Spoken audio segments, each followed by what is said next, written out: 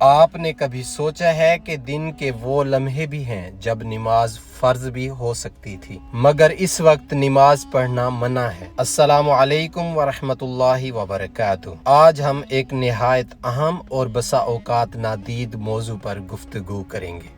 زوال کا وقت، وہ لمحہ جب سورج عین اوپر پہنچتا ہے اور جس وقت اسلام نے مخصوص حکم دیا۔ آئیے پہلے جانتے ہیں کہ زوال کیا ہے۔ اگر سورج دن کے سب سے بلند مقام پر ہوتا ہے، کیا یہ بھی عبادت کا وقت ہے یا کیوں منع ہے؟ زوال عربی لفظ زال یعنی ہٹ جانا اور اصطلاحاً وہ وقت جب سورج اپنے بلندی کے مقام پر پہنچے اور تھوڑا سا جھکنا شروع کرے۔ فقہا نے بتایا ہے کہ یہ دن میں صرف ایک بار آتا ہے اور اسے ظروع یا استوا کہتے ہیں۔ مثال کے طور پر اگر طلوع آفتاب سے غروب آفتاب کے درمیان کا وقت 12 گھنٹے ہے تو نصف یعنی سینٹر اس کا وقت زوال کا مقام ہے۔ قرآن پاک کی سورہ الاسراء کی آیت 78 یہ آیت بتاتی ہے کہ نماز کا وقت سورج کے جھکنے یعنی زوال کے بعد سے شروع ہوتا ہے۔ کیا حضور اکرم صلی اللہ علیہ وآلہ وسلم نے اس وقت کی نماز سے منع فرمایا ہے؟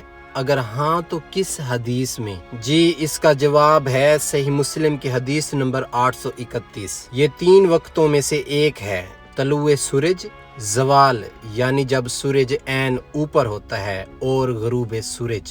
مزید صحیح بخاری کی جلد نمبر 10 حدیث نمبر 560 اور 561 میں بھی منع کا ذکر ہے، جس کا خلاصہ ہے کہ اس وقت نماز خصوصی یعنی نفل کی ممانعت ہے تاکہ مشرکین کے انداز سے امتیاز قائم ہو۔ اگلا سوال ہے کہ صرف نماز ہی منع ہے یا کچھ اور بھی؟ نفل نماز بغیر وجہ کے اس وقت منع ہے۔ میت کو دفن کرنا، نماز جنازہ بھی اس وقت منع ہے۔ سجدہ تلاوہ یعنی قرآن کی آیت کے بعد سجدہ بسا اوقات مکروہ ٹھہرا ہے۔ فرض نماز مثلاً ظہر اس وقت شروع ہونے کے بعد ادا کی جائے گی، اس سے پہلے نماز نفل سے اجتناب کرنا چاہیے۔ اسلام نے اس وقت کو ممنوع کیوں رکھا؟ کیا حکمت ہے؟ یہ وقت مشرکین کی عبادت کا مخصوص وقت تھا جب سورج بالکل اوپر ہو کر ہیلن ہوتا تھا، اور اسلام نے اس کی مشابہت سے بچنے کا حکم دیا۔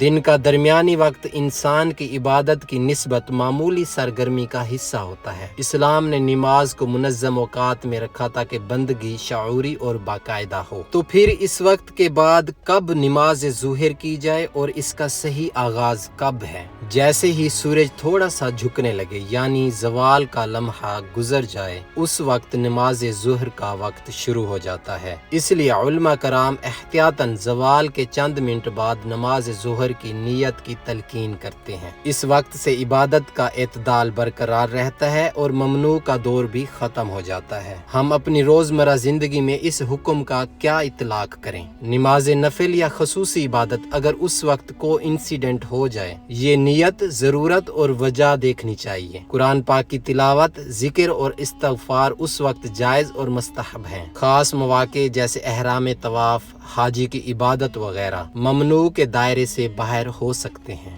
اپنی نماز ظہر کو وقت پر ادا کرنے کی اہمیت ذہن میں رکھیں تاکہ زوال کا وقت ختم ہونے کے بعد کامل عبادت ہو سکے۔